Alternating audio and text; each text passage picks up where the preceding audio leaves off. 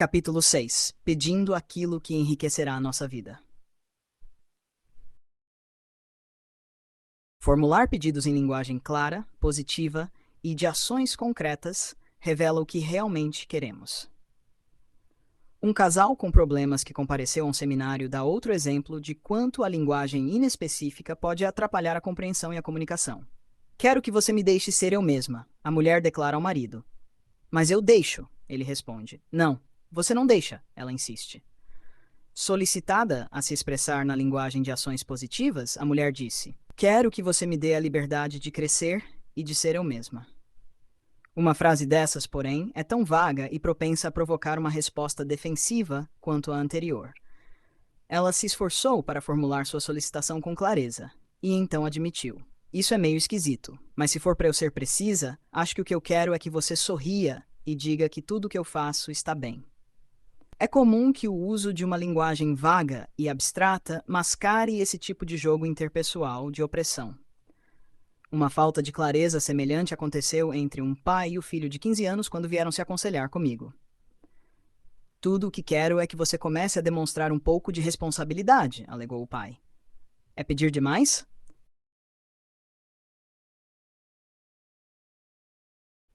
Sugeri que especificasse o que o filho precisaria fazer para demonstrar a responsabilidade que ele queria.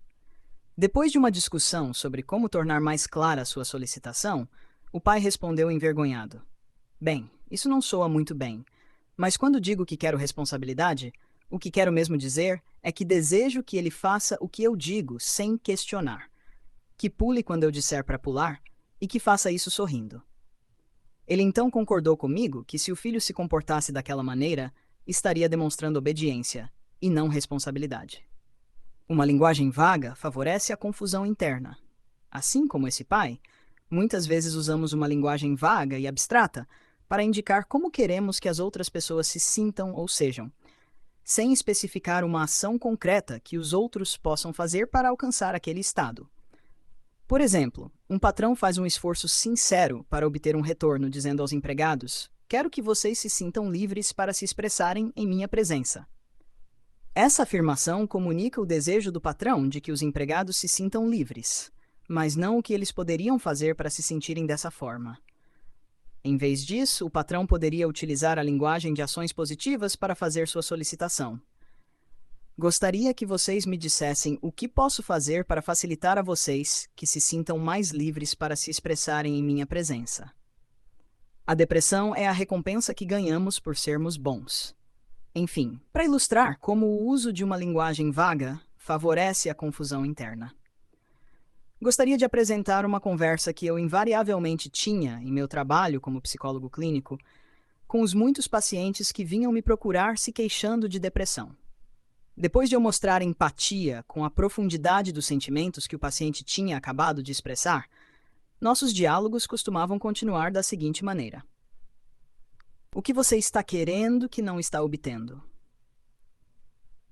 Não sei o que quero. Achei que você fosse dizer isso. Por quê?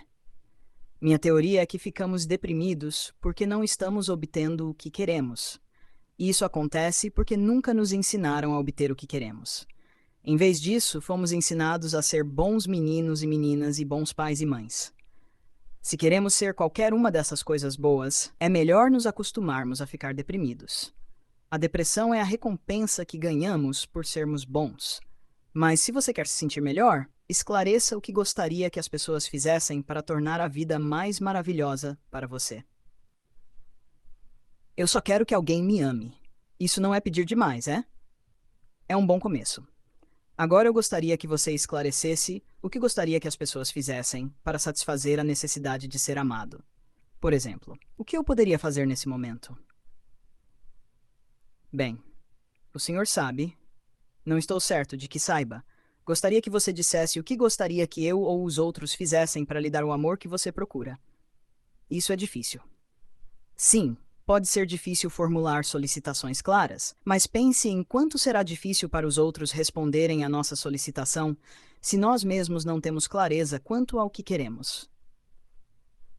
Estou começando a tornar mais claro o que desejo que os outros façam para atender à minha necessidade de amor, mas é constrangedor. Sim, frequentemente é constrangedor. Então, o que você gostaria que eu ou os outros fizéssemos? Se for para realmente refletir sobre o que estou pedindo quando peço para ser amado, acho que quero que adivinhem o que eu quero antes mesmo que eu tome consciência do meu desejo. E então quero que ele seja sempre realizado. Estou grato por sua clareza. Espero que agora você possa compreender que não é provável que você encontre alguém que possa atender à sua necessidade de amor, se isso é o que a pessoa precisa saber fazer. Preparar para a leitura em voz alta. Muitas vezes, meus clientes puderam ver como a falta de consciência sobre o que desejavam dos outros havia contribuído significativamente para suas frustrações e depressão, fazendo pedidos conscientemente.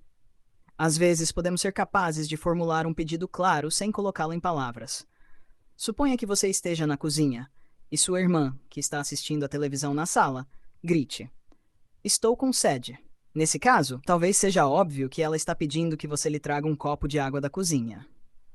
Pode não ficar claro para o ouvinte o que queremos que ele faça quando simplesmente expressamos nossos sentimentos. Entretanto, em outras ocasiões, podemos expressar nosso desconforto e presumir erroneamente que o ouvinte compreendeu nosso pedido subjacente. Por exemplo, uma mulher poderia dizer ao marido: "Estou aborrecida porque você se esqueceu da manteiga e das cebolas que lhe pedi que comprasse para o jantar." Embora para ela possa parecer óbvio que ela está pedindo para ele voltar à loja, o marido pode pensar que suas palavras foram ditas apenas para ele se sentir culpado. É comum não termos consciência do que estamos pedindo. É ainda mais comum que, ao falar, simplesmente não tenhamos consciência do que estamos pedindo quando falamos. Conversamos com os outros ou falamos a eles sem saber como estabelecer um diálogo em conjunto com eles. Jogamos palavras e usamos a presença dos outros como se fossem uma cesta de lixo. Nessas situações, o ouvinte, incapaz de discernir uma solicitação clara nas palavras de quem fala, pode sentir o tipo de desconforto ilustrado no caso a seguir. Eu estava sentado em frente a um casal no trenzinho que leva os passageiros a seus respectivos terminais no aeroporto de Dallas-Fort Worth. Para passageiros que estão com pressa para pegar um avião, o ritmo de lesma do trem pode muito bem ser irritante. O homem se virou para a esposa e disse com intensidade: "Nunca vi um trem andar tão devagar em toda a minha vida." Ela não disse nada, parecendo tensa e desconfortável a respeito de que resposta ele estava esperando dela. Ele então fez o que muitos de nós fazemos quando não estamos obtendo a resposta que queríamos. Ele se repetiu. Numa voz acentuadamente mais forte, ele exclamou: "Nunca vi um trem andar tão devagar em toda a minha vida." A esposa, sem saber o que responder, pareceu ainda mais perturbada. Em desespero, ela se virou para ele e disse: "A velocidade deles é controlada eletronicamente." Eu não esperava que essa informação o satisfizesse, e de fato não o satisfez, pois ele repetiu pela terceira vez e ainda mais alto: "Nunca vi um trem andar tão devagar em toda a minha vida." A paciência da mulher estava claramente esgotada, pois ela retrucou irritada: "Bem, o que você quer que eu faça? Que salte lá para fora e empurre." Agora havia duas pessoas angustiadas. Solicitações não acompanhadas dos sentimentos e necessidades do solicitante podem soar como exigências. Que tipo de resposta o homem estava querendo? Acredito que ele queria ouvir que seu desconforto estava sendo compreendido. Se a esposa tivesse sabido disso, ela poderia ter respondido: "Parece que você está com medo de que percamos nosso avião e contrariado porque preferiria um trem mais rápido ligando esses terminais." No diálogo acima, a mulher escutou a frustração do marido, mas não conseguiu entender o que ele estava pedindo. Igualmente problemática é a situação oposta, quando as pessoas fazem seus pedidos sem primeiro comunicar os sentimentos e necessidades por trás deles. Isso é especialmente verdadeiro quando o pedido assume a forma de uma pergunta: "Por que você não vai cortar o cabelo?" Essa pergunta pode facilmente ser entendida pelos jovens como uma exigência ou um ataque, a menos que os pais se lembrem de primeiro revelar seus próprios sentimentos e necessidades. "Estamos preocupados, porque seu cabelo está ficando tão comprido que pode impedir você de ver as coisas, especialmente quando está em sua bicicleta. Que tal cortá-lo?" Quanto mais claros formos a respeito do que queremos obter, mais provável será que o consigamos. Entretanto, é mais comum que as pessoas conversem sem estar conscientes do que estão pedindo. Não estou pedindo nada, elas podem observar, apenas tive vontade de dizer isso. Acredito que sempre que dizemos algo a outra pessoa, estamos pedindo alguma coisa em troca. Pode ser simplesmente uma conexão de empatia, um reconhecimento verbal ou não verbal, como no caso do homem no trem de que nossas palavras foram compreendidas. Ou podemos estar pedindo honestidade. Desejamos saber qual é a reação honesta do ouvinte a nossas palavras. Ou ainda podemos estar pedindo uma ação que satisfaça nossas necessidades. Quanto mais claros formos a respeito do que queremos da outra pessoa, mais provável será que nossas necessidades sejam atendidas. Para ter certeza de que a mensagem que enviamos é a mesma que foi recebida, podemos pedir ao ouvinte que a repita para nós. Como sabemos, a mensagem que enviamos nem sempre é a mensagem que é recebida. Geralmente, dependemos de pistas verbais para determinar se nossa mensagem foi compreendida da maneira que queríamos. Mas se não temos certeza de que foi recebida como pretendíamos, precisamos ter uma maneira de solicitar claramente uma resposta que nos diga como a mensagem foi ouvida, de modo que corrija qualquer mal-entendido. Em algumas ocasiões, basta uma pergunta simples como "Está claro?". Em outras, para nos sentirmos confiantes de que fomos realmente compreendidos, precisamos de mais do que um "Sim, eu entendi". Nessas ocasiões, podemos pedir aos outros para nos repetirem em suas próprias palavras o que eles nos ouviram dizer. Temos então uma oportunidade de reformular partes de nossa mensagem, de modo que resolva qualquer discrepância que possamos ter notado no retorno que recebemos. Exemplo: uma professora se aproxima de um aluno e diz: Pedro, fiquei preocupada quando dei uma olhada em meu diário de classe ontem. Quero ter certeza de que você sabe dos trabalhos de casa dos quais dei falta. Você pode passar em minha sala depois da aula?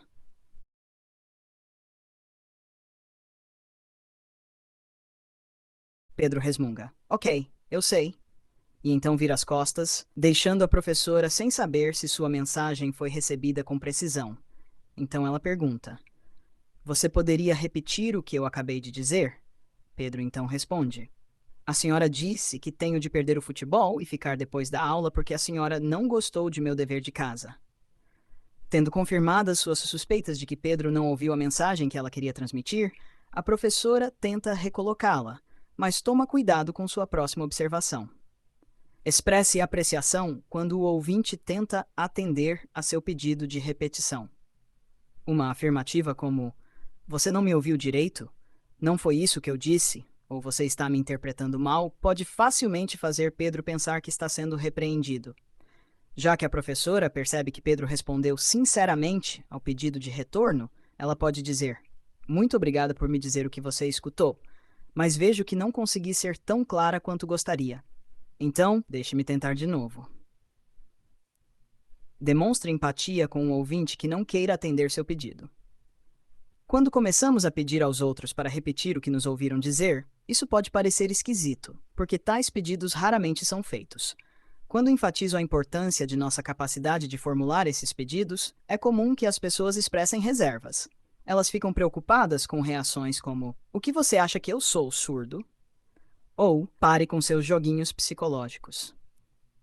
Para evitar esse tipo de resposta, podemos explicar às pessoas com antecedência por que às vezes poderemos pedir que elas repitam nossas palavras, deixando claro que não estamos testando sua capacidade auditiva, e sim nos certificando de que nos expressamos com clareza. Entretanto, se o ouvinte responder: Ouvi o que você disse, não sou estúpido, então temos a opção de nos concentrarmos em seus sentimentos e necessidades e perguntar, em voz alta ou em silêncio: Você está dizendo que ficou chateado porque deseja respeito por sua capacidade de compreender as coisas? Pedindo honestidade. Depois que nos expressamos abertamente e recebemos a compreensão que desejávamos, é comum que fiquemos ansiosos para saber qual a reação da outra pessoa ao que dissemos. Geralmente, a honestidade que gostaríamos de receber toma um de três caminhos. A. O que o ouvinte está sentindo. Às vezes gostaríamos de saber quais os sentimentos que foram estimulados pelo que dissemos e as razões desses sentimentos. Poderíamos perguntar isso dessa maneira: Gostaria que você me dissesse como se sente a respeito do que acabei de falar e suas razões para sentir-se assim. B. o que o ouvinte está pensando. Outras vezes, gostaríamos de saber algo a respeito dos pensamentos de nosso interlocutor em resposta ao que ele acabou de ouvir nos dizer. Nesses momentos, é importante especificar que pensamentos gostaríamos que ele compartilhasse conosco. Por exemplo, poderíamos dizer: gostaria que você me dissesse se prevê que minha proposta terá sucesso, e caso contrário, o que você acha que pode impedir seu sucesso. Em vez de simplesmente, gostaria que você me dissesse o que acha do que acabei de dizer. Quando não especificamos quais os pensamentos que gostaríamos de saber, a outra pessoa pode se demorar respondendo com pensamentos que não são os que procuramos. Se o ouvinte está disposto a tomar determinada atitude. Às vezes ainda gostaríamos de saber se a pessoa está disposta a tomar certas atitudes que recomendamos. Um pedido desses poderia ser: gostaria que você me dissesse se estaria disposto a adiar nosso encontro por uma semana. O uso da CNV requer que estejamos conscientes da forma específica de honestidade que desejamos receber e que façamos esse pedido de honestidade em linguagem objetiva. Fazendo pedidos a um grupo. Quando nos dirigimos a um grupo, é especialmente importante que sejamos claros a respeito do tipo de compreensão ou honestidade que desejamos obter dele depois de nos expressarmos. Quando não somos claros quanto à resposta que desejamos, podemos iniciar conversas improdutivas que terminam sem satisfazer as necessidades de ninguém. Ocasionalmente, fui convidado a trabalhar com grupos de cidadãos preocupados com o racismo em suas comunidades. Um problema que é comum aparecer nesses grupos é que suas reuniões são tediosas e infrutíferas. Essa falta de produtividade é muito dispendiosa para os membros, que não raro devem gastar seus limitados recursos para providenciar transporte e cuidado às crianças, para que possam comparecer às reuniões. Frustrados com as longas discussões que ofereciam poucos rumos, muitos membros abandonaram os grupos, declarando que aquelas reuniões eram uma perda de tempo. Além disso, as mudanças institucionais que eles estão lutando para fazer geralmente não são do tipo que acontece rápida ou facilmente. Por todas essas razões, quando esses grupos efetivamente se reúnem, é importante que eles usem bem o tempo de que dispõem juntos. Cena 2. A conversa entre José e Maria. Estou me sentindo solitário e gostaria que você saísse comigo esta noite. Cansada, mas tentando sentir. José, estou muito cansada. Se você quer ter companhia, que tal encontrar outra pessoa para sair com você esta noite? José se vira de costas sem dizer vendo que ele está chateado? Alguma coisa está te aborrecendo? Não. Vamos lá, José. Posso sentir que há alguma coisa acontecendo. Qual é o problema? Você sabe quanto estou me sentindo solitário. Se você me amasse de verdade, sairia à noite comigo. Análise da conversa. José está interpretando a resposta de Maria como um sinal de que ela não o ama, levando a uma sensação de rejeição. Isso transforma sua solicitação em uma exigência, pois ele tenta fazer Maria sentir-se culpada. Em vez de oferecer empatia e entender o cansaço de Maria, José foca em suas próprias necessidades. Reflexão. Sobre pedidos e exigências. Quando uma solicitação é feita de maneira genuína, ela inclui um reconhecimento respeitoso dos sentimentos e necessidades da outra pessoa. Por exemplo, José poderia ter dito: então, Maria, você está se sentindo exausta e precisando de descanso esta noite.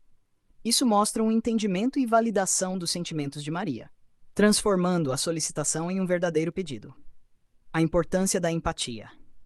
Para demonstrar que estamos fazendo um pedido, e não uma exigência, precisamos reagir com empatia quando o outro não atende nossa solicitação. Ao oferecer compreensão empática do que impede a pessoa de atender ao nosso pedido, mostramos que respeitamos suas necessidades e sentimentos. Objetivo ao fazer pedidos. Nosso objetivo deve ser construir um relacionamento baseado na sinceridade e empatia. Se buscamos apenas mudar o comportamento das pessoas para obter o que queremos, a CNV não será eficaz. A verdadeira intenção é que os outros respondam de livre vontade e compaixão, confiando que nossas solicitações são genuínas e não camufladas como exigências. Desafio da comunicação com autoridade. Mesmo quando expressamos pedidos cuidadosamente, pessoas que tiveram experiências passadas com figuras coercitivas podem ouvir exigências. É crucial demonstrar que estamos comprometidos com a qualidade do relacionamento, respeitando as necessidades de todos os envolvidos.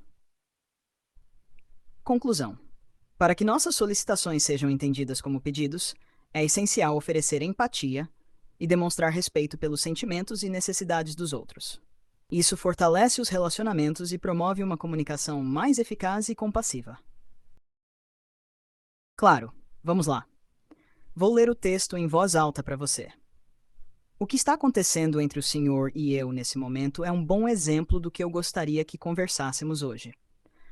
Acredito que as pessoas podem gostar muito mais da companhia umas das outras quando sabem dizer o que querem sem dar ordens aos outros.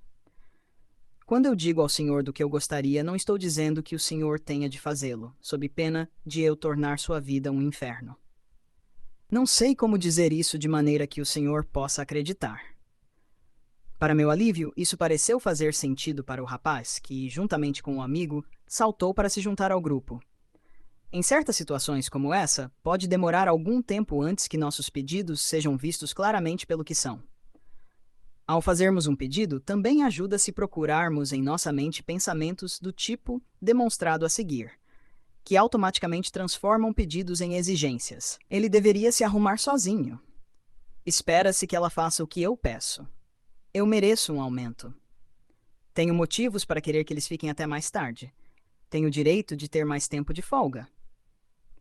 Quando formulamos nossas necessidades dessa maneira, estamos fadados a julgar os outros quando eles não fazem o que pedimos.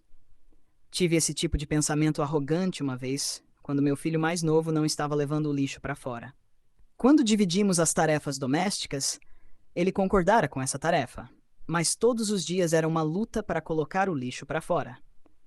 Todos os dias eu lembrava a ele: cada um de nós faz a sua parte, com o único objetivo de fazer que ele pusesse o lixo para fora.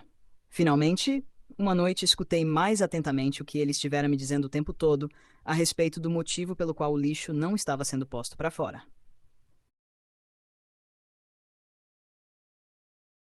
Escrevi a canção a seguir depois da discussão daquela noite. Depois que meu filho pôde sentir minha empatia por sua posição, ele começou a pôr o lixo para fora, sem que eu tivesse de lembrá-lo disso. A canção de Brett. Se eu entender claramente que você não quer me dar nenhuma ordem, geralmente responderei a seu chamado. Mas se você vier até mim como um patrão superior e poderoso, você se sentirá como se tivesse se chocado contra uma parede. E, quando você me lembrar de forma tão reverente de todas as coisas que você já fez por mim, será melhor se preparar. Lá vem outro golpe. Aí você pode gritar, pode cuspir, gemer, resmungar, ter um ataque. Nem assim vou levar o lixo para fora. Agora, mesmo que você mude seu jeito, vai demorar um pouco antes que eu possa perdoar e esquecer, porque para mim parece que você não me via como outro ser humano até que eu estivesse de acordo com todos os seus padrões. Resumo: o quarto componente da CNV aborda a questão do que gostaríamos de pedir uns aos outros para enriquecer nossa vida. Tentamos evitar frases vagas, abstratas ou ambíguas, e nos lembramos de usar uma linguagem de ações positivas ao declararmos o que estamos pedindo, em vez de o que não estamos. Quando falamos, quanto mais claros formos a respeito do que desejamos obter como retorno, mais provável será que o consigamos. Uma vez que a mensagem que enviamos nem sempre é a mesma que é recebida, precisamos aprender como descobrir se nossa mensagem foi ouvida com precisão. Especialmente ao nos expressarmos para um grupo, precisamos ser claros quanto à natureza da resposta que desejamos obter. Caso contrário, poderemos estar iniciando conversas improdutivas que desperdiçam um tempo considerável do grupo. Pedidos são percebidos como exigências quando os ouvintes acreditam que serão culpados ou punidos se não os atenderem. Podemos ajudar os outros a confiarem que estamos fazendo um pedido, e não uma exigência, se indicarmos nosso desejo de que eles nos atendam somente se puderem fazê-lo de livre vontade. O objetivo da CNV não é mudar as pessoas e seu comportamento para conseguir o que queremos, mas sim estabelecer relacionamentos baseados em honestidade e empatia, que acabarão atendendo às necessidades de todos. A CNV em ação. Expressando receios a respeito do hábito de fumar do melhor amigo Zeca e Luiz, têm sido os melhores amigos um do outro por mais de 30 anos. Zeca, um não fumante, já fez tudo o que podia ao longo desses anos para convencer Luiz a largar o hábito de fumar 2 maços por dia. Um dia, percebendo que durante o último ano a tosse intermitente do amigo vem piorando, Zeca acaba explodindo com toda a energia e a vitalidade que estiveram escondidas em sua raiva e seu medo sem poderem ser expressas. Luiz, sei que já falamos sobre isso uma dúzia de vezes, mas escute. Estou com medo de que seus malditos cigarros acabem matando você. Você é meu melhor amigo e quero que você fique vivo pelo máximo de tempo possível. Por favor, não pense que o estou julgando, não estou. Estou apenas realmente preocupado. Não, sei que você está preocupado. Somos amigos há muito tempo. Você gostaria de parar? Bem que eu queria. Você está com medo de tentar porque não quer fracassar? Você sabe quantas vezes antes eu já tentei? Conheço gente que me despreza porque não consigo parar. Eu não desprezo você. E se você tentasse e falhasse de novo, eu ainda assim não o faria. Eu só gostaria que você tentasse. Obrigado. Mas você não é o único. É todo mundo. Posso ver nos olhos deles. Eles acham que sou um fracasso. Demonstrando empatia com o sentimento de Luiz. É demais ter de se preocupar com o que os outros podem pensar quando parar de fumar já é difícil o bastante? Eu realmente odeio a ideia de que possa ser um viciado, que tenho alguma coisa que não posso controlar. Zeca encara Luiz, a cabeça balança afirmativamente. O interesse e atenção de Zeca aos sentimentos e necessidades mais profundos do amigo se revelam através de seus olhos e do silêncio que se segue. Quero dizer, eu nem gosto mais de fumar. Você se sente um pária se fuma em público. É embaraçoso. Parece que você. Parece que você realmente gostaria de parar, mas está com medo de não conseguir. E do que isso faria à sua autoimagem e autoconfiança? Sim, acho que isso. Sabe, acho que nunca falei sobre isso antes. Geralmente, quando as pessoas me dizem para parar de fumar, eu simplesmente as mando para aquele lugar. Gostaria de parar, mas não quero toda essa pressão das pessoas. Não quero pressionar você. Não sei se eu poderia aliviar seu medo de não conseguir, mas certamente gostaria de apoiá-lo de todas as formas que puder. Isto é, se você quiser. Sim, eu quero. Estou realmente comovido com sua preocupação e disposição de ajudar. Mas suponha que eu ainda não esteja pronto para tentar. Também está tudo bem para você? É claro, Luiz. Vou continuar gostando de você do mesmo jeito. Só que quero gostar de você por mais tempo. Já que o pedido de Zeca era verdadeiramente um pedido e não uma exigência, ele mantém seu compromisso para com a qualidade do relacionamento, independentemente da resposta de Luiz. Ele expressa essa consciência e respeito pela necessidade de autonomia de Luiz através das palavras: vou continuar gostando de você do mesmo jeito, enquanto expressa sua própria necessidade de gostar de você por mais tempo. Bem, então talvez eu tente de novo, mas não conte a mais ninguém, ok? Claro, você decide quando estará pronto, não mencionarei isso para ninguém.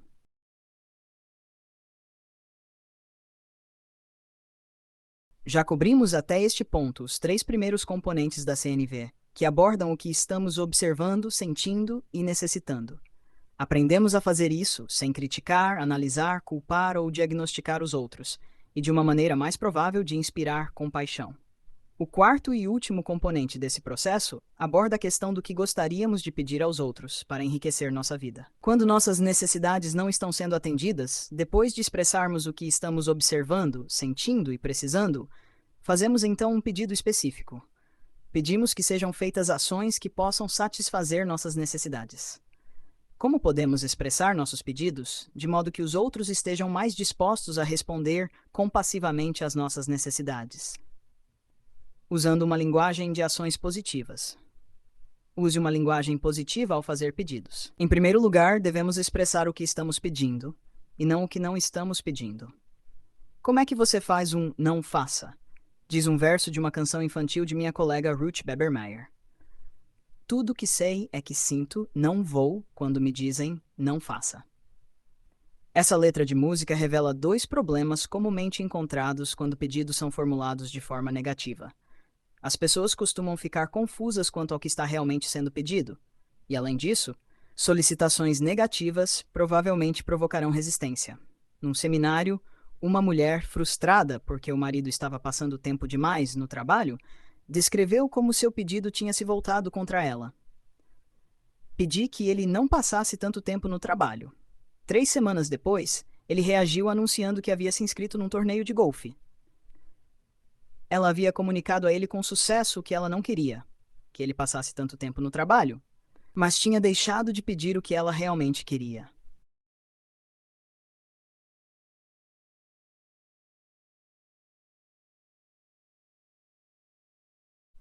Solicitada a reformular seu pedido, ela pensou por um minuto e disse: Eu queria ter lhe dito que desejava que ele passasse pelo menos uma noite por semana em casa com as crianças e comigo. Durante a Guerra do Vietnã, pediram-me que debatesse na televisão com um homem cujas opiniões eram diferentes das minhas. O programa foi gravado em videotape, de modo que pude assisti-lo em casa naquela noite. Quando me vi na tela, me comunicando de maneira que não gostaria de estar me comunicando, fiquei muito chateado.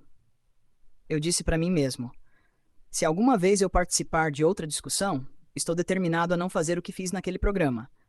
Não serei defensivo. Não deixarei que ele me faça de bobo. Observe como falei para mim mesmo do que eu não queria fazer, em vez de o que eu queria fazer. Uma chance de me redimir apareceu logo na semana seguinte, quando fui convidado a continuar o debate no mesmo programa. Por todo o trajeto até o estúdio, repeti para mim mesmo todas as coisas que eu não queria fazer. Assim que o programa teve início, o homem começou a falar exatamente da mesma maneira que falara na semana anterior. Durante uns 10 segundos depois que ele terminara de falar, consegui não me comunicar da maneira que estava me lembrando de não fazer. De fato, eu não disse nada. Simplesmente fiquei sentado lá. Assim que abri minha boca, porém, as palavras começaram a sair de todas as maneiras que eu estivera tão determinado a evitar. Foi uma lição dolorosa sobre o que pode acontecer quando identifico somente o que não quero fazer, sem esclarecer o que quero fazer. Certa vez, fui convidado a trabalhar com alguns estudantes secundários que sofriam uma longa lista de agravos do diretor. Eles o consideravam racista e procuravam maneiras de se desforrar.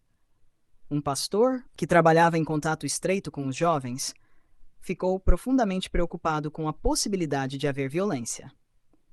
Em respeito ao pastor, os estudantes concordaram em se reunir comigo. Eles começaram descrevendo o que eles viam como discriminação da parte do diretor. Depois de ouvir várias de suas acusações, sugeri que, ao continuarem, eles esclarecessem o que desejavam do diretor. O que adiantaria isso? Zombou um aluno, contrariado. Nós já fomos falar com ele para dizer o que queremos. A resposta dele foi: saiam daqui. Não preciso que sua gente venha me dizer o que fazer. Perguntei aos alunos o que eles haviam pedido ao diretor. Eles se lembravam de ter dito que não queriam que ele lhes dissesse como usar o cabelo. Sugeri que eles poderiam ter recebido uma resposta mais cooperativa se eles tivessem expresso o que queriam, em vez de o que não queriam. Eles também haviam dito ao diretor que gostariam de ser tratados com justiça, ao que ele se tornara defensivo, negando com veemência jamais ter sido injusto.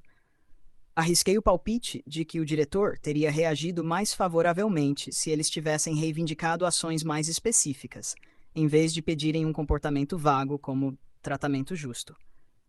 Trabalhando juntos, encontramos maneiras de expressar suas solicitações numa linguagem de ação positiva. Ao final da reunião, os alunos haviam especificado 38 atitudes que gostariam que o diretor tomasse, incluindo: gostaríamos que o senhor concordasse com a participação de alunos negros nas decisões sobre as normas de vestuário, e gostaríamos que o senhor se referisse a nós como alunos negros, e não como sua gente.